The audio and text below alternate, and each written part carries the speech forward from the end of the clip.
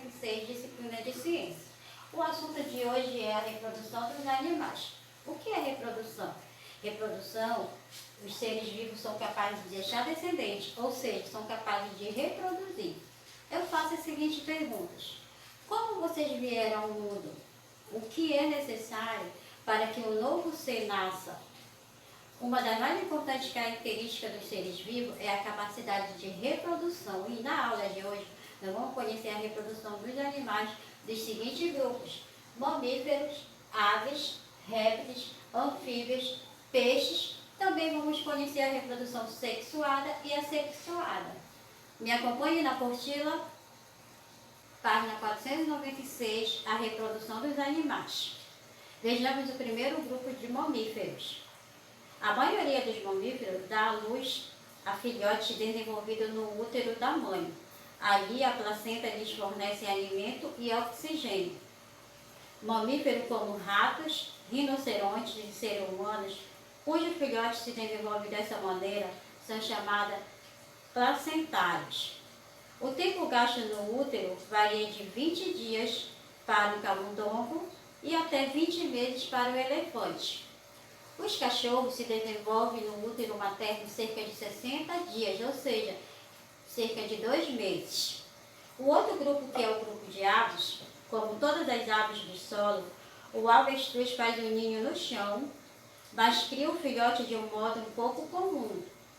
Muitas fêmeas põem seus ovos juntas, mas um único macho se encarrega de chocá-los praticamente sozinho. Assim que nascem, os filhotes seguem o pai num grupo unido. O macho pode ainda assumir um segundo grupo, criando um berçário, com dúzia de filhotes. Olha que legal! Então,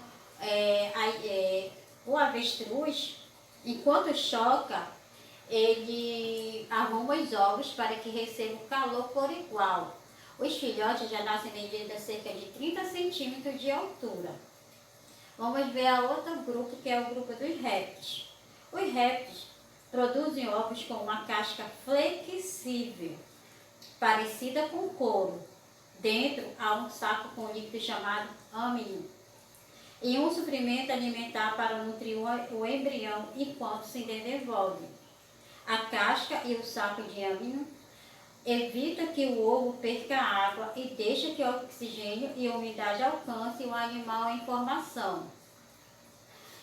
A cobra, ela verifica se há perigo por perto. Então, ela verifica se há perigo por perto pelo ar, pondo a língua para fora várias vezes antes de deixar cuidadosamente a casca. Vamos ver o outro grupo na página 497, os anfíbios.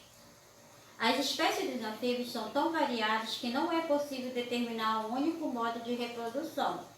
Só o que se sabe é que ela está sempre ligada ao meio aquático. A maioria dos anfíbios é ovípara, como as pererecas. Existem exceções, como a salamandra, que pode ser ovípara, que forma filhote dentro dos ovos fora do corpo da mãe, ou vivípara, forma filhote dentro do corpo da mãe. No caso das pererecas, os ovos fecundados se desenvolvem em ambientes úmidos e dão a origem a girinos que vivem na água desde o nascimento. Eu não sei se vocês já viram quando tem algumas poças de lama, de água, então até mesmo um rio, vocês vejam um monte de bichinho preto que nós chamamos de girinos. Ali são os sapinhos se desenvolvendo. Após sair dos ovos, os girinos passam por diversas modificações até se tornarem adultos. A salamandra de pinta amarela pode ser ovípara ou vivípara. A outra classe, os peixes. Os peixes são animais que dependem do meio aquático para viver. Em sua maioria, os peixes são ovíparos, mas há também os vivíparos e os ovíparos. Formam filhote dentro dos ovos que ficam no interior do corpo da mãe. A taxa de mortalidade dos peixes é muito alta em razão do grande número de predadores. Aí vocês podem acompanhar os alevinos, são a fase larval dos peixes, ou seja, são os filhotes em desenvolvimento.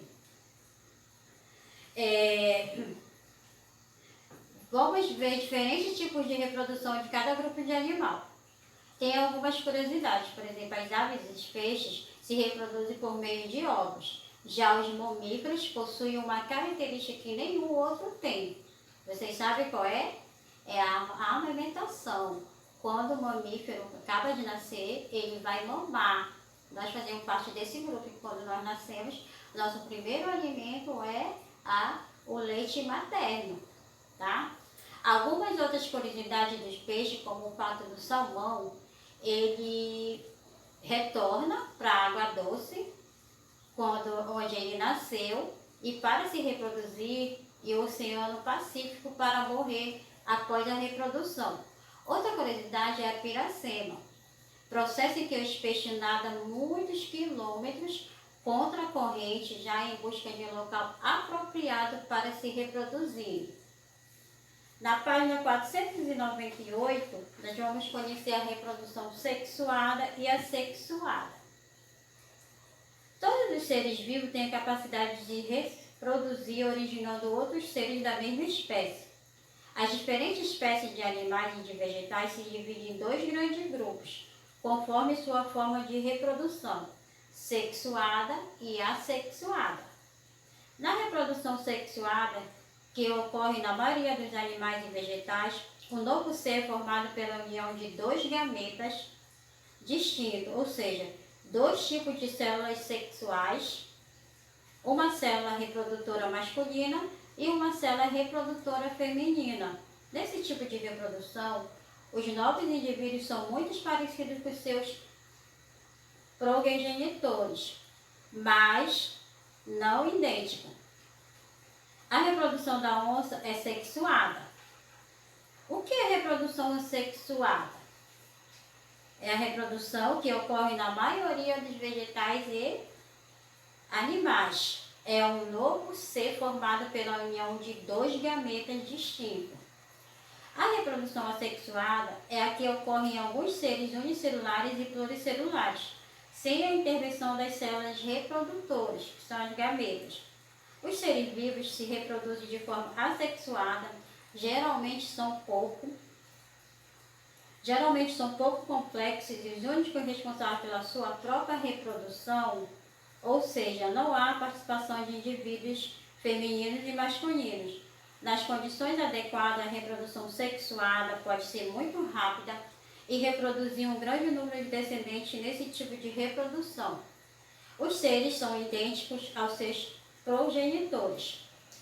O exemplo aí é a estrela do mar, um animal que pode se reproduzir de forma assexuada. O que são seres unicelulares? Seres unicelulares são seres que possuem uma única célula, como a ameba e as bactérias. Seres pluricelulares são seres que possuem mais de uma célula, por exemplo, o ser humano, nós somos seres pluricelulares. Existem também os seres acelulares, ou seja, que não possuem células, como um exemplo, os vírus. Ok?